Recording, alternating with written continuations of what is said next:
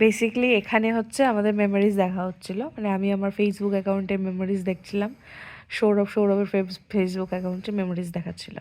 তো আমারটা কমপ্লিট। তো আমি 2023 সালে এরমভাবে, আজকেও আমি কিছুক্ষণ, বলো বলো বলো। এই 2023 সালে আমি পোস্টে লিখেছি যে হচ্ছে সৌরভ ব্যানার্জি ভাই পোস্টে লেখা আছে দ্যাট ওয়ান ফ্রম ফ্রেন্ড যাকে অলওয়েজ বলতে হয় আস্তে কথা বল ভাই। কারণ আমি জাস্ট কিছুক্ষণ আগে ওকে এই কথাটা বললাম, আস্তে কথা বল ভাই।